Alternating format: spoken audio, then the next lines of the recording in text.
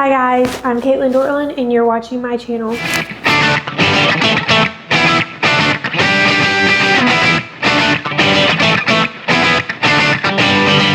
A little chit chat.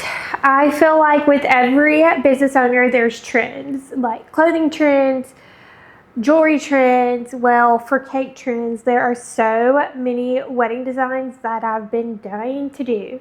And the last thing I have time for is to be doing them and practicing them. That's what I'm gonna do because I'm dying to do them. For these trends, these are mock-ups. These are not a full-size 100 to 150 people, 300 people wedding cakes because these cakes are going to be for fun and then going to be thrown away. But it is going to be fun. So I'm going to do that and you're going to come along with me. Who doesn't love a good cake journey? I've narrowed it down to 2 designs that I am going to be doing in this episode, but I think I'm going to have to make this a multi-part because there's so many good wedding cake trends that I want to do. They're both going to be white, clearly. I do want to do like a fun, bright colored wedding cake inspiration for like a funky wedding. The major trend right now is edible everything on the cake. So instead of like adding florals, like fresh cut florals, it will either be buttercream flowers or edible gum paste flowers and just things like coming out of the cake that's fully edible.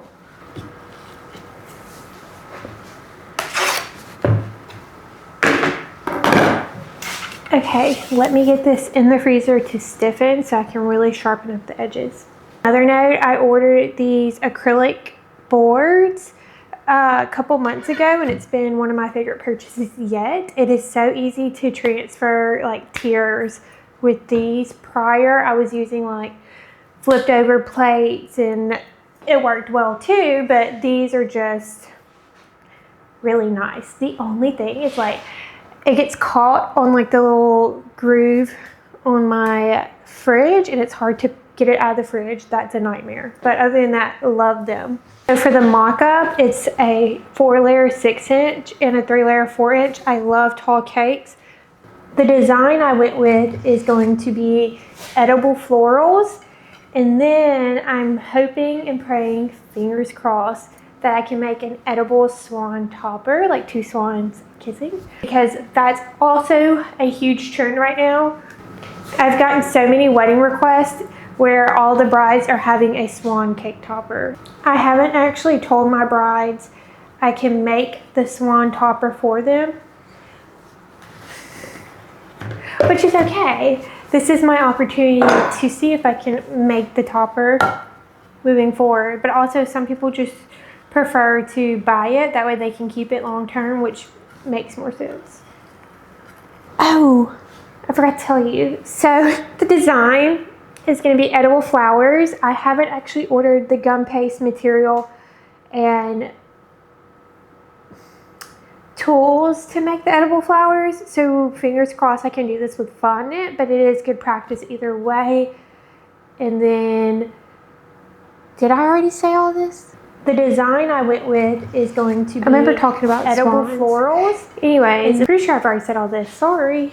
I'm really excited about this other cake I'm doing as well. I know it looks like I'm repeating, but I'm doing the same sizes of both cakes because I'm going to say this 1,000 times. It is a mock-up. It is not for anyone. This other cake design that I'm doing has been a trend for years now. I've done many of these designs. I've never done it in the new way it's being presented this year. So I'm doing a vintage style piping cake. I think it's called like Lambeth, like that's probably the exact correct term, but I just call it vintage style. It's so many ways you could do it. Every piping tip is different and you can add so many different layers of design on a vintage style cake. I think it's going to be a hard trend to ever end. What I love about the new version of it is its different shapes. The smaller the cake, it actually is harder to do. Okay. Let's clean up the edge. This part I always go super slow with because I want it so sharp, but level and clean. She's perfect. So this is the bottom tier. She looks really rough right now, but don't worry. I'm gonna clean her up. I'm gonna take care of her. I'm adding a thicker second coating than the second coating I added on the top tier because there's still some spots that just need some extra love.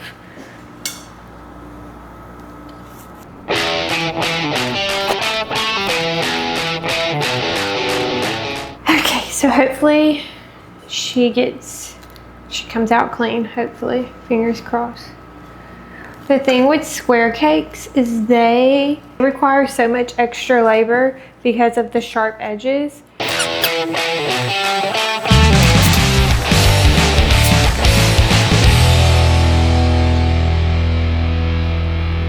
I think I'm getting better. I used to struggle really bad with square cake, so I'm pretty proud of myself. That looks pretty good. Okay, now clean up the edge. I don't want to speak too soon and jinx it.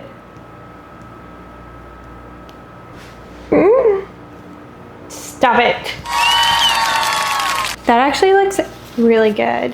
Sometimes when cutting off the edges, it gets a little messy on top, which is no big deal. It's still cold, so I take the super sharp part of the knife and I just kind of scrape and smooth out any like spots icing might have fell off the knife, whatever, and just really sharpen the edges even more. I've never seen anyone else do that, but that's like my little trick I do. I'm like baffled because that actually looks really good. There are some spots up here on the top that are like not perfect, but I'm going to be covering up with vintage piping. I've just honestly struggled with square cakes in the past, so I'm really proud of myself. This looks really good in my opinion, so I just need to keep doing them and they're gonna get better. Typically when I stack a cake, I put leveling rods, a board, and then I put the top tier on or the next tier on, and then I finish it off with a rod.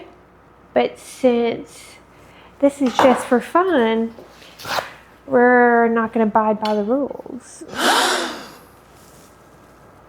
Or I'm not going to abide by the rules. So basically, I'm just going to put it like this. Okay.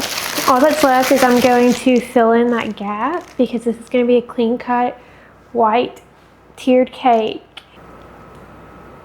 Basically, if I have a piping bag already together, I'll use that. But if I'm just doing like the quick fill in, I'll just use a Ziploc bag. It's easier. I like to go in with that sharp pointy edge and just really kind of pull it. And don't hold this flat part too close to the bottom tier because it will scrape up the top of the bottom tier and then it's going to look like it's unlevel. Okay. Now, she looks good. She looks good now.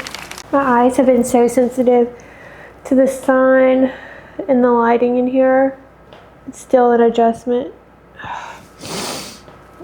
Sorry about that, but okay. Now let's put her in the fridge. This is not for anyone. So typically when I do stack cakes, I put leveling rods, boards, and a rod in between all the support. But since it's not for anyone, it's just to practice design-wise. I'm just throwing this bad boy on top. I'm so excited to see these shapes together.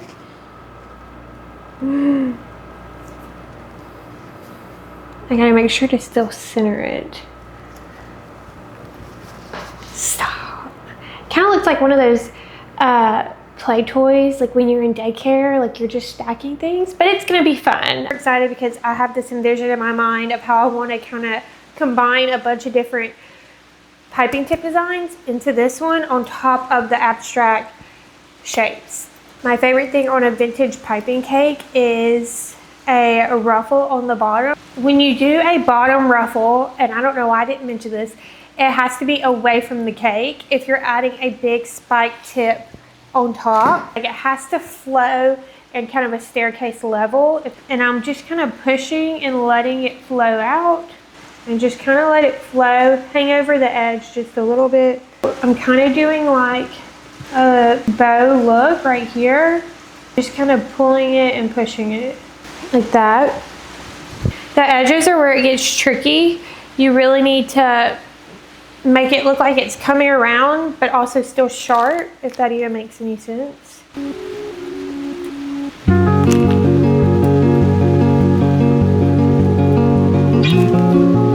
I ended it over here, so that's where I'm gonna start the next layer.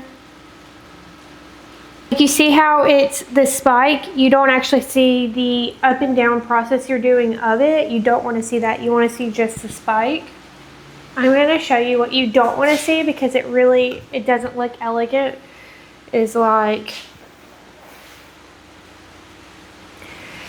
you can see, you see how you can see the line of how I went up and down and pulled it? You don't want to see it. You want it to be like that. Can you see? You want it to be like this one. You don't want to be able to see the line. You want it to be like a heel, but you want to see the actual heel. Does that make sense? You see the difference even that way? It just looks better. Because it's a square, it's kind of easy just to narrow down. I need one that goes to the middle and then one that goes to the edge. And I'll do it 2 rows on each face. For the round, I'm going to kind of point out the spots.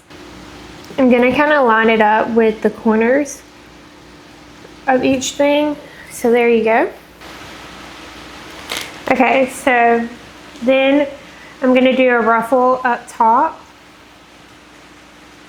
I did a smaller ruffle than the actual ruffle I did on the edges, because it's tiny. I don't want it to it's still a staircase. I don't want it to stick out more than the actual bottom layer of icing.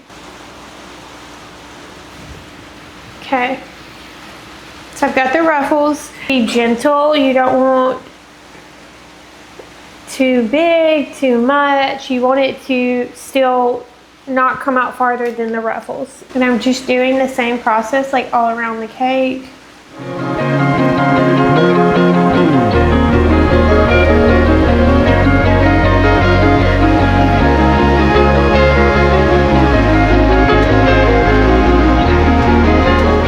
I have one more piping tip that will finish the whole cake. I'm going to go down each corner.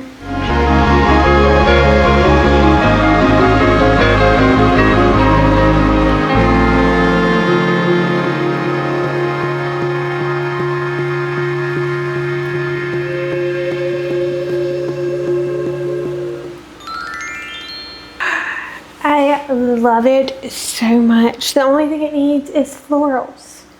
This is wedding cake number 1. I've been wanting to do just a different design of vintage piping, because there's so many different designs of the piping tips, and I wanted to do an abstract shape vintage piping.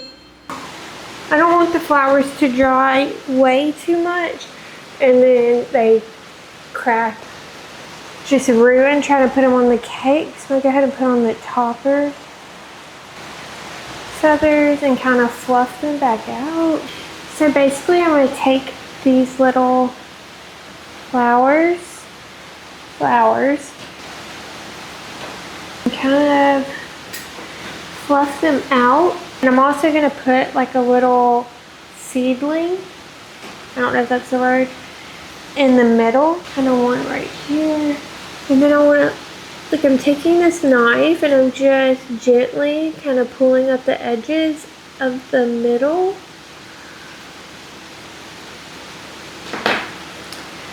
Okay.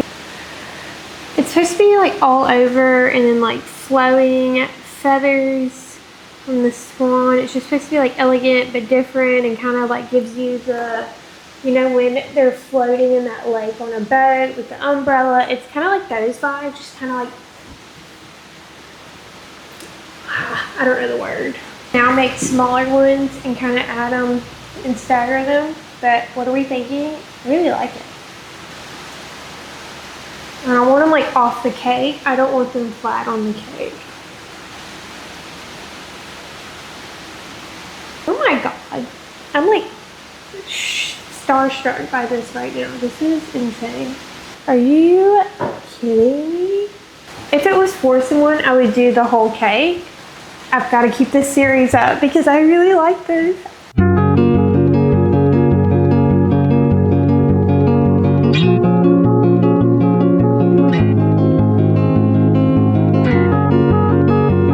I don't have any flowers for this cake.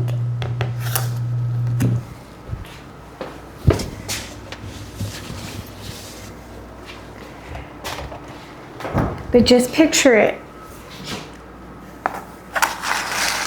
Would you pick this one with the edible flowers and the swan edible topper?